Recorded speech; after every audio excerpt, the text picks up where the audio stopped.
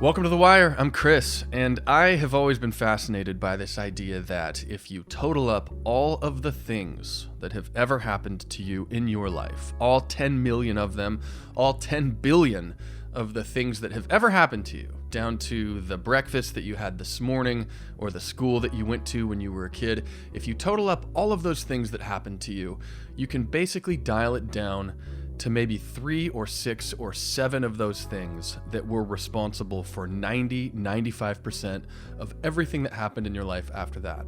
For Rob Machado, a lot of his life came down to a real estate transaction that his future hung in the balance of. We talk about it really soon in this episode at about the 4-minute mark. Look, today is an exciting time in Rob's life. He's got a new film coming out, a new music festival, and a new surfboard. We talk about it all. Check the show notes at firewiresurfboards.com/the-wire. There, you will find much more than just show notes. You'll see episodes with 3-time World Longboard Champion Taylor Jensen, 11-time World Surf League Champion Kelly Slater, and surfboard designers to the stars like Dan Mann, Daniel Thompson, and more. Plus, Timmy Reyes, Punker Pat, you get it. There's a lot of stuff there. This episode begins inside Rob's van. Here we go. Where do we start? Here's where I want to start. We just gave technical support over your iPhone on FaceTime to a delightful woman with a British accent. Yeah. Who was that woman that we just helped use Microsoft Word? Is it weird that I don't even hear her accent anymore? You don't? My dear mother. At all? No. She's very British. It's the first thing that people say, like, oh my gosh, how's that accent? And I'm always like, she has an accent? So you've just never picked it up? It's been there my whole life. Why do you not have a British accent? Hello, darling. So you can turn it on. That's how she answers the phone. Hello. Hello, darling. And I guess that's British. That's very British. To me, that's very normal. I've just grown up with it my whole life. It felt like you were about to pass a cup of tea from my left when you said that.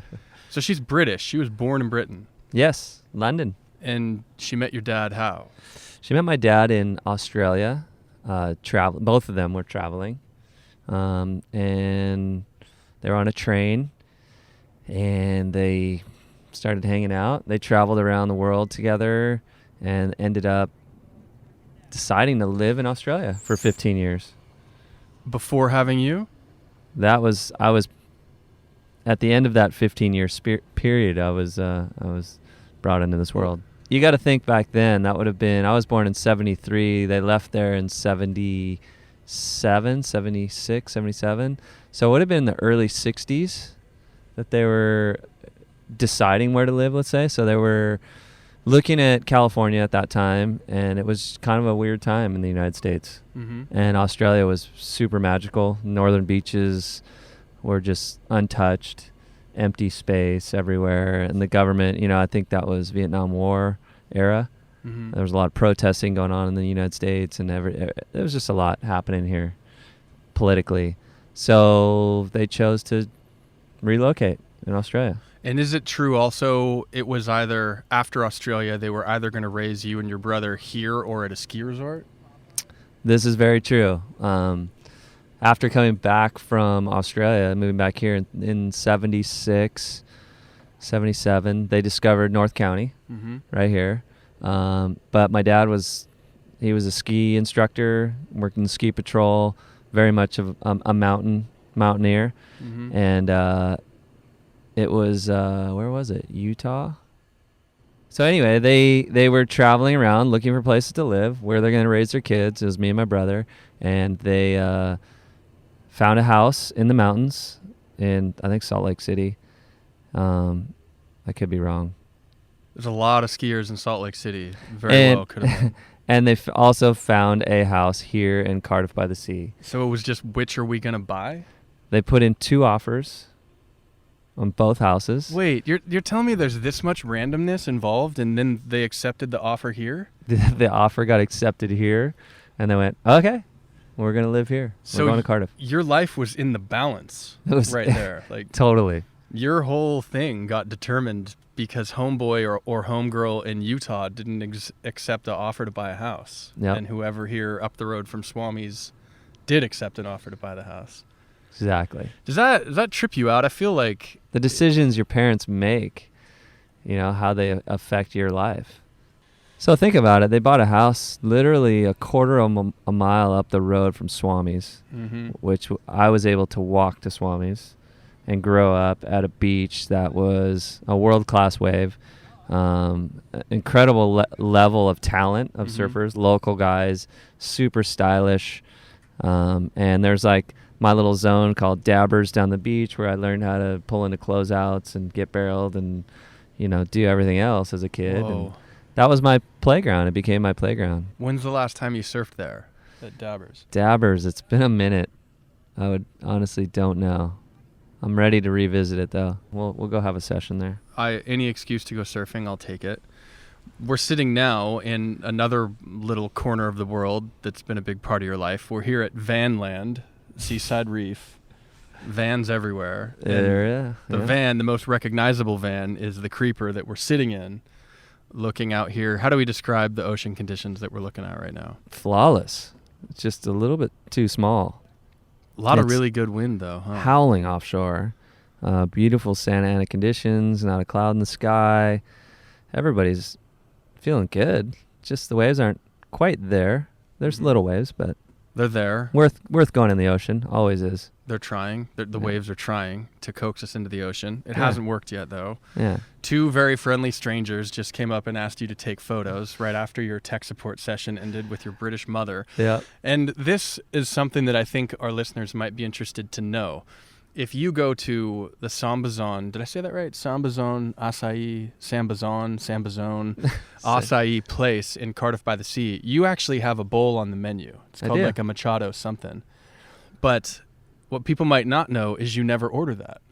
You order a secret off menu. It's like In-N-Out.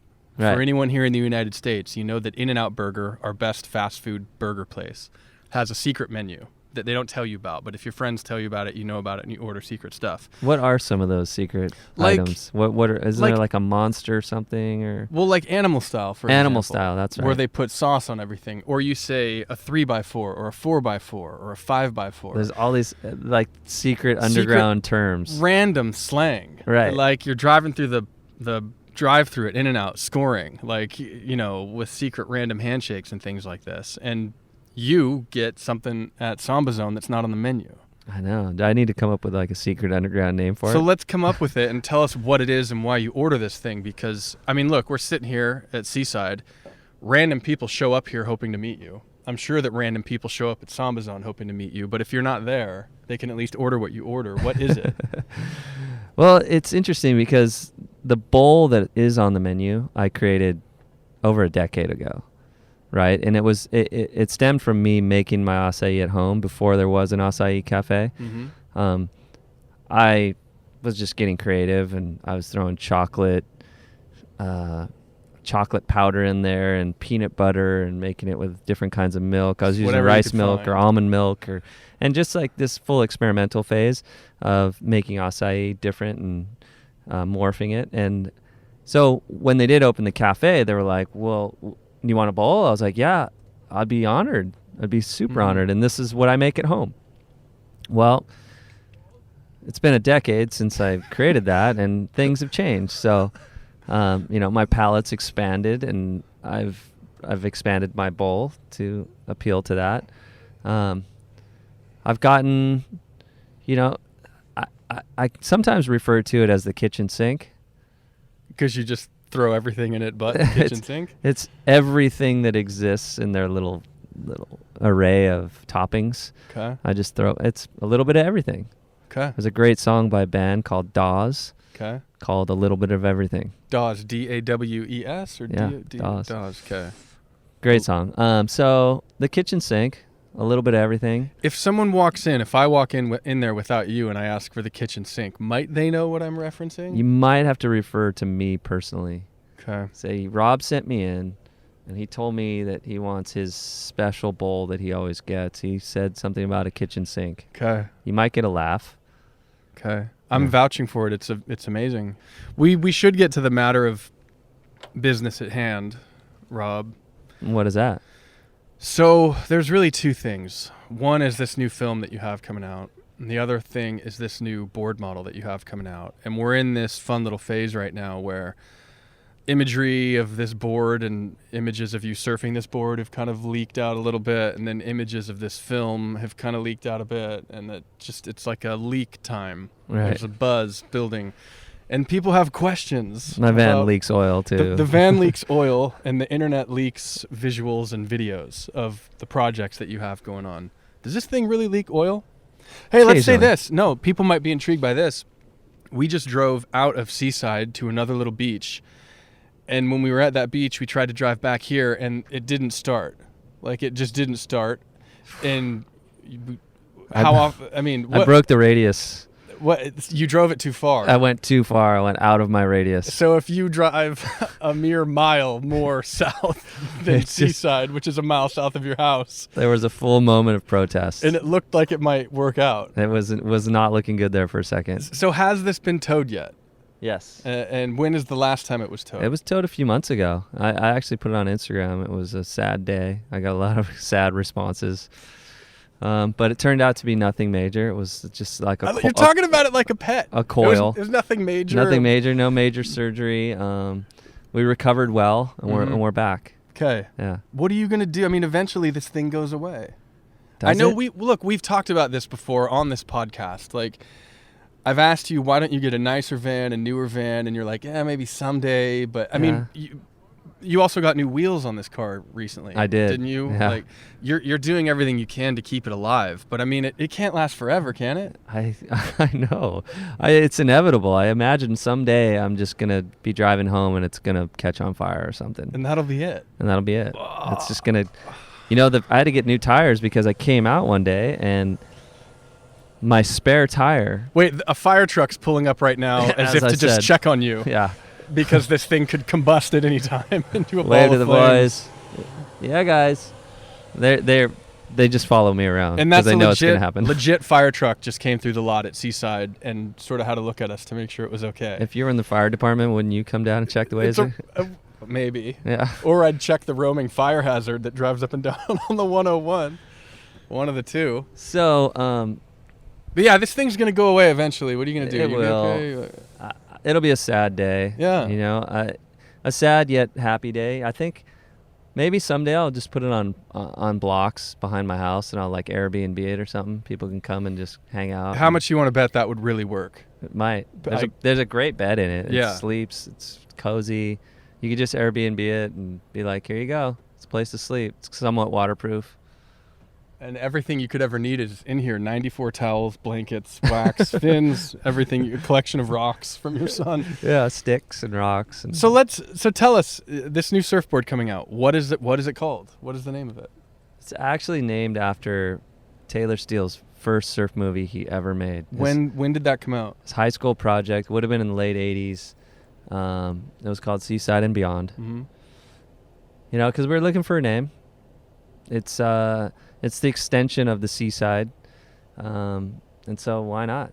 I called up Taylor and said, I need to steal your name. I know it's trademarked. I know it's heavily protected. Heavily protected by an army of lawyers in New York. I need this. I really need it. And he obliged you, or did you have to persuade him? Yeah, actually, I don't think I asked him at all, but whoa, surprise, Taylor. Might have to give him board.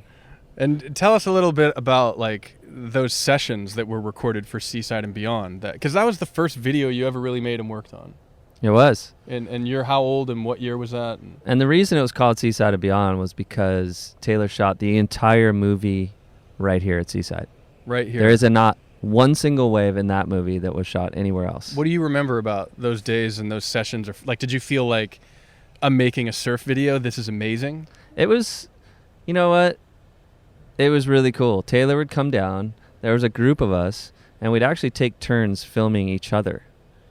So you had like a half hour to surf, and then you had to come in and stand on the beach. Would you film Taylor? I would film Taylor. No There's way. footage of Taylor, yeah. Filmed by you. Yeah, and then it kind of became like, I think Taylor started to take it a little serious because it was his senior project in high school, Mm-hmm. that he was putting together for his video productions class, and I think he realized like there was a lot of really good surfers surfing out here, and there was a lot of good stuff happening. So he had to sacrifice a little bit of his surf time to be able to capture the best footage and make the best movie. And then he, the soundtrack was the Cult. There was a bunch of Cult songs. This is a fact that not many people know, that it was the only time that I ever had the closing section of a Taylor Steele movie. The only time. Yes. This was before we had... Before it became a thing where the closing section really, really mattered.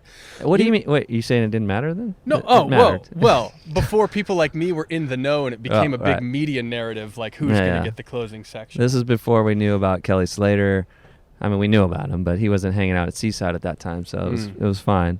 So I had the closing section to a song called Kickstart My Heart by Motley Crue. Yeah. Yeah. Very good song. Great song.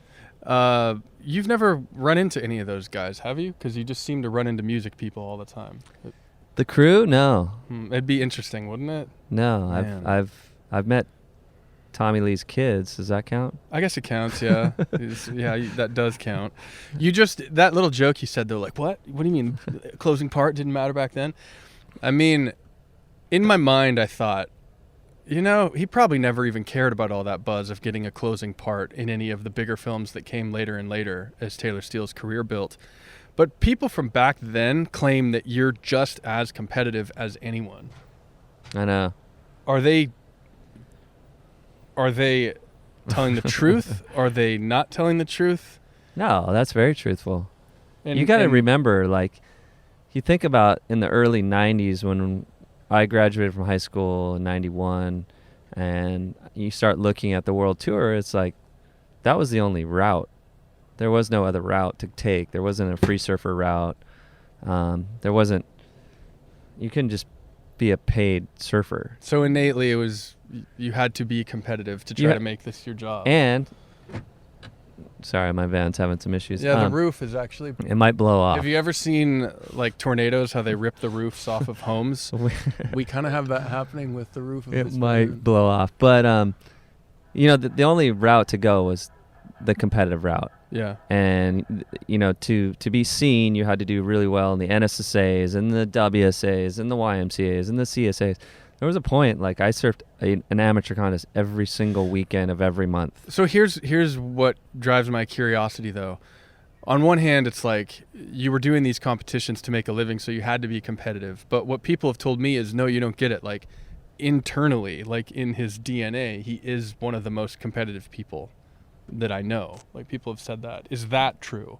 Or were you just competing because you had to get, like, on the same thing as the stories about you guys playing ping pong and stuff? Yeah. No, like, I was competitive. It's like, but not anymore. It's gone. It's no. It's like one of those things. It's like once game time kind of kicked in, so I had to learn. I didn't want to be competitive all the time. Like, you can't be switched on all the time. Yeah. And I had the realization early on in my career, amateur, like whatever it was, that we'd be standing on the beach eating chips and salsa hanging out with all your friends, and you put a jersey on and you go surf against your friends. Yeah. And it's like, yeah, you're going to go out there and everyone's trying to beat each other, and guys would be aggro, like there's interferences and stuff. And then you got to come back in and keep eating chips and salsa. Yeah. And so it's like, how do you balance that, right? It's like this Jekyll and Hyde kind of thing, right? Yeah. Where you're like, all right, as soon as this jersey goes on and I touch the water, I have to like turn into this other person where I'm going to go out and fight and try and win and be really competitive. And so I guess I kind of embraced that whole concept, and it was the same. Look, I grew up playing competitive soccer, baseball. We had a ping pong table in our garage that was heavily competitive. Yeah. My mom played competitive tennis. Your British mom played. British mom. My dad played tennis. It was like we were entrenched in sports, like team sports and individual sports from early on. So you kind of had to learn how to be competitive. And if anyone wants to dig into how it may or may not be healthy to eat chips and salsa with your best friends and then go try to slaughter them in competition, we did talk about this in detail with your friend Christian in a previous episode that we'll link in the show notes for this episode. Yes. Because, man, what a curious way to complicate your friendships by having dinner and then trying to slaughter each other the next morning. Yeah. You said something yesterday morning that was interesting to me. You were scrolling through Instagram and you found a photo, may have been shot by Zach Noyle, of someone at Pipe. It was the opening swell of the year, and you showed it to Todd Glazer. Yeah. Do you remember who that was? The photographer? The photographer or the surfer? Keep talking. I'll tell you both. So the reason that I'm bringing it up is yesterday morning when you found this and you showed it to us, it went through my mind, like, when you see that photo and you turn around and you show it to a world-class photographer like Todd Glazer and you say, that is so gnarly. Yeah. You're saying it from the perspective of someone who has won the Pipe Masters. That's trippy, because if I see that photo and I show it to Todd, that's crazy. I can say whatever bullshit that I want as a spectator, but you're looking at it like, that was my life at a time, competing for these kinds of waves. That kind of wave. It was like this weird psycho kind of double up backdoor thing. Who shot it? Gosh, and now I'm getting mad. If you want, we can link it. We'll find it. I will find it, but it was the most messed up wave. It was Dorner. I know the kid's name is Dorner. I'm guessing it's Derek Dorner's son. Could have been. You know Derek Dorner, yes. Mm-hmm. So let's see. Maybe we'll find it right now. There's Derek Dorner. Maybe Derek's got a photo of his Grom in here. There it is. You found it. Tiger Dorner. Tiger Dorner. Photographer Daniel Russo. And how do you describe this wave that you're looking at right now? Like full send yesterday at Pipeline. It is like a 12-foot double up at Pipe. You can see the wave capping behind it. So at Pipe, when you get these swells that like come in really quick, and I'm assuming this is what happened, but you get ridiculous double ups. And you mean when the swell builds really fast? When the swell jumps really fast, and you get waves breaking on the backs of other waves, because the new swell is overtaking the old swell, and it gets really shallow and really funky, and it's really dangerous to surf. And this photo just portrays everything about what I'm talking about. It's just the most twisted double up. The kid's coming in from, like, he looks like he's chip shotting in from behind it, and it's just going to go below sea level. In the photo, you don't see what happens. You can only imagine. You're hoping that he makes it to the bottom. But so, I mean, do you miss stuff like this? Like, when you look at that, like, I never wanted a wave like that. Never. No. I mean, your whole life you've been like, give it to someone else. If you go on Daniel Russo's story, he shows, well, no, it's not there anymore, but he had the whole sequence, and it shows the guy just end up cartwheeling, and the wave goes so square. Like, it is one of the heaviest waves you've ever seen. Just indulge me for a second. Like, do you ever think about that Pipe Masters event that you won in hindsight, or is it just something that has sort of left your psyche? No, is it still there? It's still there. It still matters? Yeah, it's funny because I used to go to Hawaii every year, and I haven't been to Hawaii in a couple of years now, and it's just weird. It's like this little, it's like a missing part. I used to get so excited to go, and you catch one or two waves at Pipe a winter, and that's pretty fulfilling. Yeah. And that was always just the rush and the adrenaline of paddling out and seeing those kinds of waves and being in that atmosphere. It's like the gladiator pit, and just being around that energy is really cool. Yeah. I used to throw on like a long sleeve spring suit and just go sit out the back and watch guys ride waves. Sometimes I'd swim out and body surf even, just to like sit with the photographers, getting their shots and get in the way. And might you someday go out there and sit in the pack and hassle for a good one? Could you see that happening again at some point, or no? I don't know. I mean, you know what? On the right day, yeah. It'd be like, now it's kind of like, I used to go out there just no matter what every day, like small, big. It's kind of like you wait for those super clean days and you paddle out when it's 6 to 8 foot, not when it's 10 to 12, 15 feet, like I don't crave that. It's not there anymore. I don't think so. But you never know until you're in that situation. Correct me if you're wrong. This was like right when I was starting to get to know you. You went to Hawaii, and all you took was a Go Fish, and you specifically sought out the smallest waves you could find. Yeah, exactly. Remember this? It's sort of been inverted now. Now you're chasing like the teeny tiny stuff on the Ultra Groveler boards. I love the idea of chasing like a giant swell so that you can go around the backside of an island. Oh, and get the wrap. To some place that never breaks because it's never big enough and find that perfect little 3-foot wave. Sorry.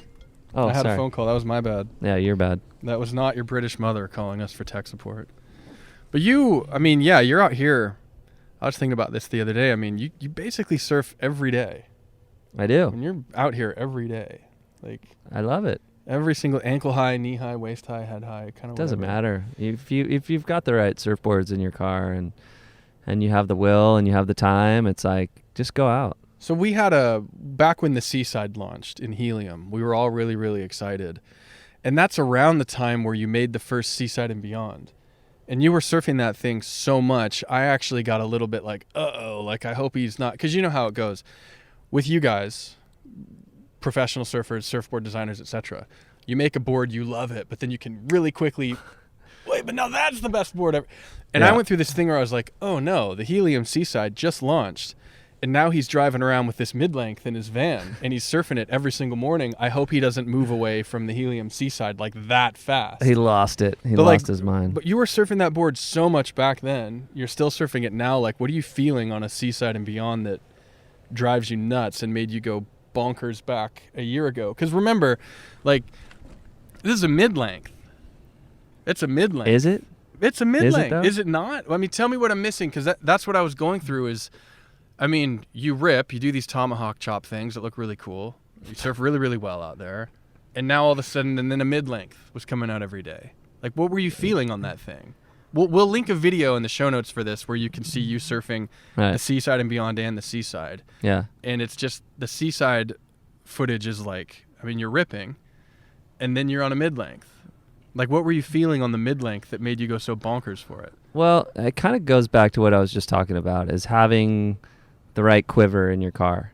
And like, I've been trying to, like, look, you can't show up to the beach every day with 10 boards in your car and being like, okay, this is the perfect board for today. It's almost like making that quiver a little bit smaller that has more, it covers more ground. Each Mm-hmm. board covers more ground.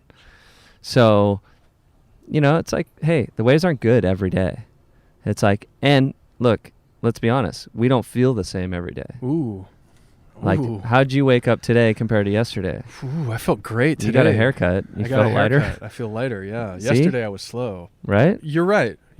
Did your cup of coffee taste the same as it did yesterday? You know what I mean? It's like You're every right. day you wake up, you feel a little different. And so you get down to the beach. Thank God we get to play in the ocean. Yeah. And every time I pull in this parking lot, the ocean looks different. And in my mind, I start imagining, like, okay, well, what board am I going to ride? Like, what's the ideal board for today? Yeah. And that's it's kind of based on a bunch of factors. Mm-hmm. So it's like granted, there is the whole part of it too. When you make a new board, you're always like, ooh, I want to ride the new thing, right? What's Yeah. the latest and the greatest and the newest and the freshest? So there's always that factor involved. So having a brand new, well, if you want to call it a mid-length, Mm-hmm. it's a 7-footer. I don't know if it qualifies, but having that in the car, I would look for these days where, like, I wonder how the 7-footer is going to work today. Like, Mhm. how would it work in ways like this? And I started asking myself that a lot. Like, how would it work in a Mhm. 1-foot day? How's it going to work out on the reef? And I started riding it like, In everything. I was like Like- challenging myself, challenging the board, like trying to find, like, is there anything really terrible about this board? Or like, how come I'm having so much fun? Like, why is it, like, I'm catching waves so easy. There's this glide to it, but then I can step back on the tail and do these, Mm-hmm. full arcing turns, and it just feels really cruisy and glidey, and I can connect my turns together and real playful. Mm-hmm. Let's indulge this idea that it's not a mid-length, because maybe it's not. And what came to my mind is, that's a really thin board through the back half of it. It is. The tail's really thinned out. It's got a lot of V. It turns really easy. It's a 4-fin, obviously. It's a 4-fin. It's a grown up version of the Seaside. Yeah. So it is, man. It's really foiled out in the tail. But it's got a lot of volume up in the front. Paddles like a like a beast. Yes, it does. It glides, but when you get back on the tail, it just has this freedom and this lightness and turnability about it that is, I don't know, I've kind of fallen in love with it. The lightness and the turnability. So like 10 years ago, a friend of mine had a girlfriend that he broke up with, and she had this like 7/8 super foiled out funky performance mid-lengthy thruster thing that Jeff Gragera made at Iron Cross. I somehow inherited this thing, and I'd surf it on little days, and like I could do like raps on it. Felt amazing. And then the board was really old, it fell apart, and I forgot about it. And now when I get on a Seaside and Beyond, I love how it feels doing turns. Like feeling that long of a rail line and that thin of a rail line doing a turn feels really, really good to me. Like, do you get that feeling? Like long rail line turns, yes, drive, hold, grip, spring out of them, whatever. Like, how do you describe the difference in turning on rail on a Seaside and Beyond versus a Seaside? Like, what is the sensation that's different? Because for a lot of people out there, they never even think to surf a board longer than like 6'2". Oh, I mean, my quiver doesn't go past 5'6". So you're on both sides of the spectrum, 5'6" and below, or 7'0" and bigger. Yeah. Anything between 5'6" and 7'0" is a no-go. That's like the weird zone now for All me. right. That's I'll have to discover my happy place there later. But I'm literally like trying to figure out like what board bag would I use to take a 5'2" and a 7'0". Like those are two kind of totally different surfboards. Extremely different. But that kind of like fulfills everything I want to fulfill. That's everything you do nowadays. Yeah.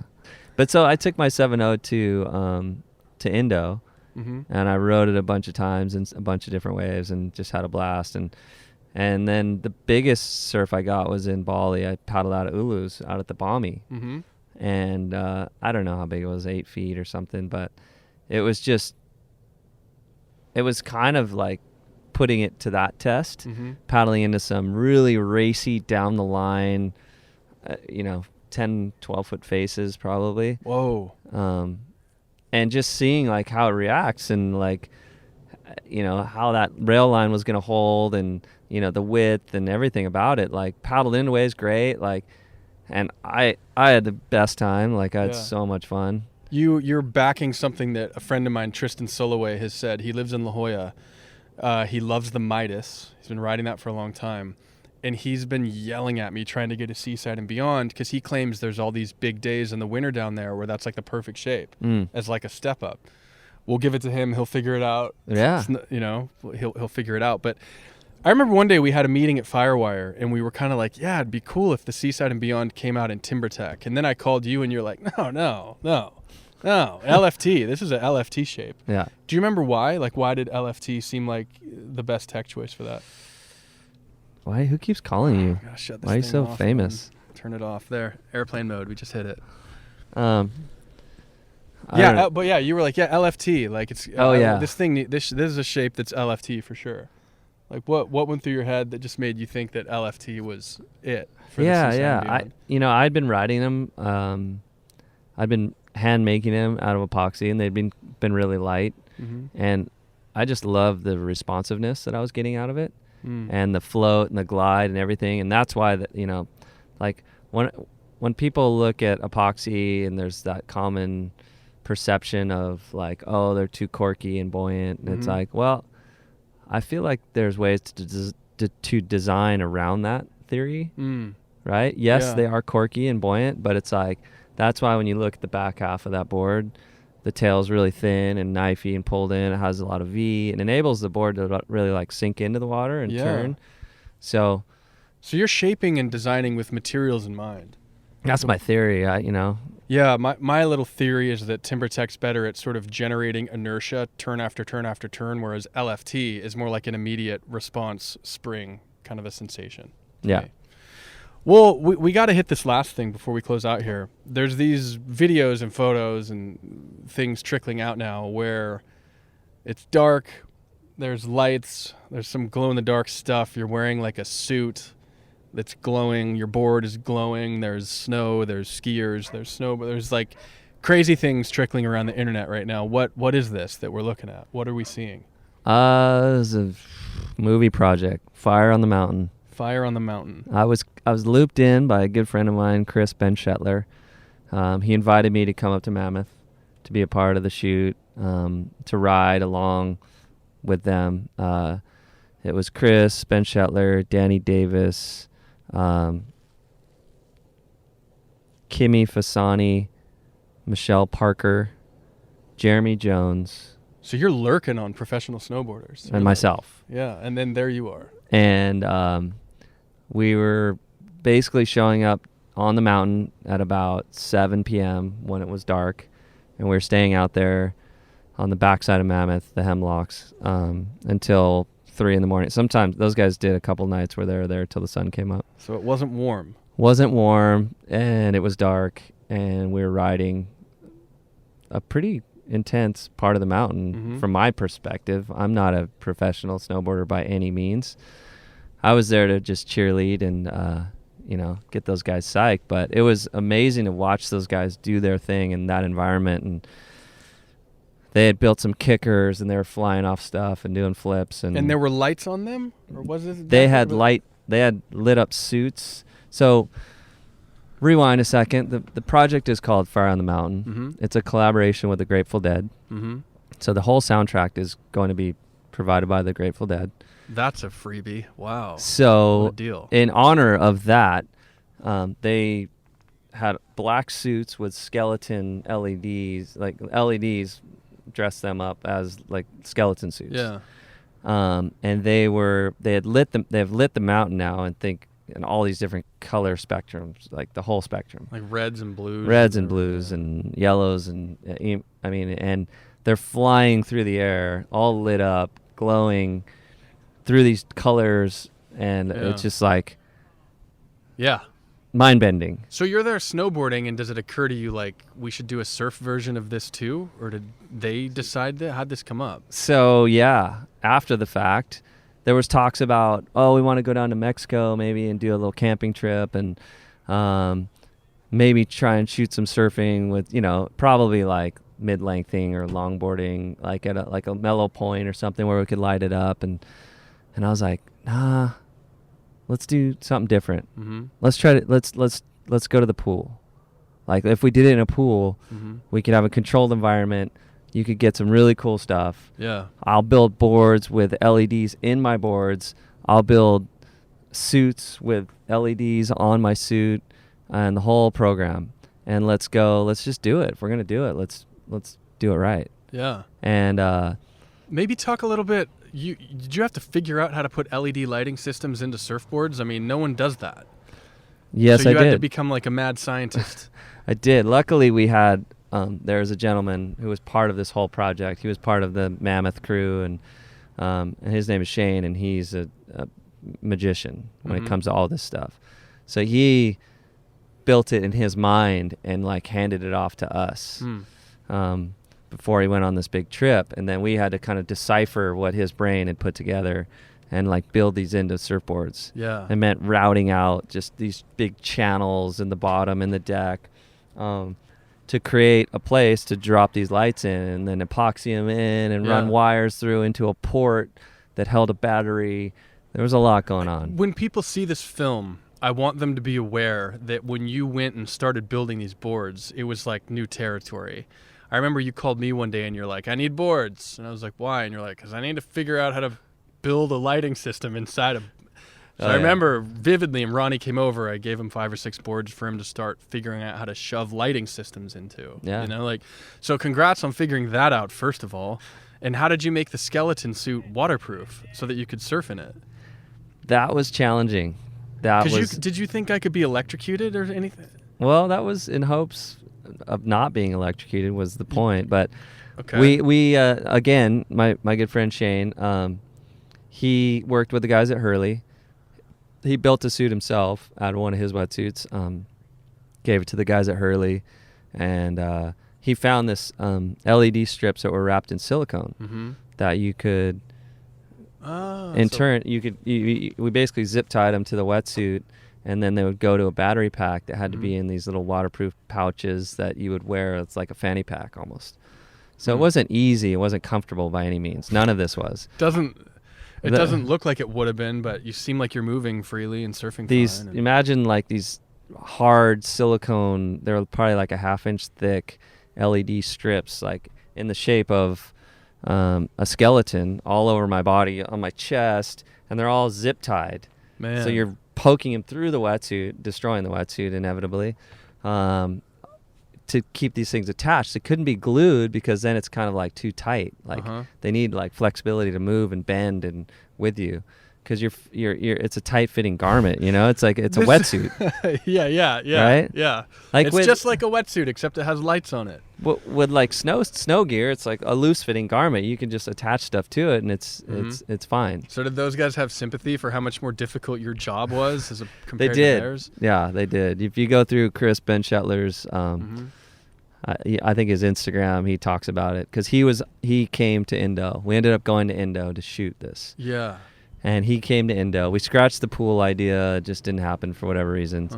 And we went to Indo and we shot it in Indo, which was one of the most challenging things I've ever done. What specifically about it? Just moving in the suits, or? Well, the water was 80 degrees plus. You're putting on a full suit and you're paddling out into the middle of the ocean at some reef break that there's no markers, there's nothing for you to like visually line up with. And it's like, as perfect of a wave as it could be, like you still need something to help you, like to guide you into like the zone and like where to be. And so the first night was just catastrophic. Like I was just getting lit up, caught inside, too deep, too far on the shoulder, like had no clue what was going on. And then I realized, okay, I need something. So we dropped a little anchor with a buoy on it with a light. And we did that like right before sunset. We paddle out, sit, wait for the biggest set, and go, okay, that's the biggest set. That's the widest a wave will break. And then we go like 20 yards into the channel and drop a marker. You just explained how catastrophic that previous night was then, because it's dark and the only thing creating light is you. Yeah. And you're trying to figure out where you're supposed to sit. So you were just getting cleaned up. I was just getting cleaned up. I was all over the place. I was rolling on the reef. And then you got to think, when I turn this suit on, it's like, you know, I don't know if you've been pulled over at night by a cop and they shine a mag light in your face. It was like 5 mag lights shining in your face of LED brightness. While you're surfing. It just, you can't see. It creates this orb of light around you that you can't see past. Whoa. Because your eyes have adjusted to this light, and the darkness on the other side is now so dark. So you're just surfing kind of off of muscle memory, sort of? And you don't. It was very, very hard to see where the wave was going, what it was doing, the transition of the face of the wave, like everything, all the above. Whoa. It was, there were some probably really funny wipeouts. Will there be like a behind the scenes blooper reel for this thing? There probably will be. Yeah, there's probably some funny moments for sure. Do you know when it comes out yet? The world premiere for the movie is November 4th. Okay. Which is coming up here pretty soon. And then there's going to be some premieres there after. I think LA and San Diego. There'll be the 19th. We're having my Machado Foundation fundraiser at the Belly Up. We will be screening the movie there. Cool. So get your tickets. Do you know who's playing there yet? Have you got? Yes, we have Bill Walton's band, who is a Dead cover band. Right on. Live soundtrack maybe. Live soundtrack maybe, and then. We will also be playing the movie at the Wonderfront Fest. Yeah. On November 22nd, 23rd, and 24th is the festival. The night of the showing will be the 24th, the Sunday evening. What is Wonderfront Festival? Because people are hearing about this for the first time maybe. There's billboards around town in San Diego, but what is it? An amazing festival that's going to go downtown San Diego on the water. 7 stages, I believe. It's a massive festival, like 80 acts or something. Ben Harper's playing. We could pull up the lineup right now, but it's deep. We'll link it. There may be people in Norway who want to fly out for this. Who knows, man? I haven't heard it. It's gonna be super cool. Right on. Like it's going to be. I don't know if you remember a thing called Street Scene. Yeah, absolutely. Back in the day, it was really cool, and it just kind of faded away. Yeah. It was in downtown San Diego. All the stages were in the streets. Well, now they've kind of taken a different approach, moving all the stages out onto the water. And so Embarcadero, the Broadway Pier is going to there's all these different little zones that'll wrap around from the convention center all the way up to towards the airport. Right on. And it's a lot of music, and you'll be able to go in and out. Like, that's what's cool. Is like downtown's right there. Mm-hmm. You can watch a band, go grab a beer, hang out, go to your hotel. It's like it incorporates downtown San Diego, which is cool. Yeah. Which is what Street Scene did. Well, your career sounds like it's turned out pretty cool. What does your sweet British mother think of when you come home from work dressed up in glowing suits to help organize a music festival in downtown San Diego? I know. She just scratches her head, just thinks like, I used to just drive you to these little amateur surf contests and keep you warm in the car. That's adorable. Are you kidding? Yeah. And now you're wrapped in LED lights I know. somewhere off on the other side of the planet. Trying not to get electrocuted. Well, the last thing, Seaside and Beyond, same fin set? Yeah, I didn't change a thing. Mm-hmm. I took my fins straight out of my Seaside and threw them in the Seaside and Beyond, and it felt great. I haven't even tried anything else. Someone who knows a lot about fins, who has like a behind-the-scenes kind of life and wouldn't want their name mentioned, said like the best compliment about your fin set. He said if you look at it and you look at the way he balanced the front fin with the back fin, it's like the best balance of taking a big fin and making it pivoty that he's ever seen. Because the fin is so big on your wave side rail, it's slowing you down. And then it's so big on your beach side rail, it's creating so much lift that it's like the most pivoty big fin set that he's ever seen from a theoretic perspective. Nice. Wow. I was drinking that Kool-Aid. I love it. Who is this unknown mass man? I'll tell you when we turn off later. the podcast. Okay, good. That'd Yeah, be because it. I would like to say thanks. Cool. Look, thanks for hanging in the van, dude. Good van hang. Yeah. Yeah, maybe we'll have to paddle out and get wet. Let's do it. All right. Done. Sweet. Cheers. And hopefully you go surfing now too. And when you get back, when you get out of the water, when you get back to your van or your house or your set of headphones that you wear when you go for runs on the beach at sunset, you will find a lot at firewiresurfboards.com/the-wire. Episodes with 3-time world longboard champion Taylor Jensen, 11-time World Surf League champion Kelly Slater, surfboard designers to the stars Dan Mann, Daniel Thompson, many more. You get the idea. There's so much there, including some folks that you haven't heard of, some really interesting people up to some very exciting things, kind of behind the scenes. One of the most fun things about this podcast for me is uncovering those interesting people that do exciting stuff, or who at least have really good stories that are fun to share with you. If you like this episode, you can give it a rating on iTunes or Spotify. You can follow me on Instagram at ShredShow, at ShredShow, at Firewire Surfboards, at Slater Designs, at Tomo Surfboards, at Dan_man on Instagram. So many ways to keep up with everything that we've got going on here. Talk later.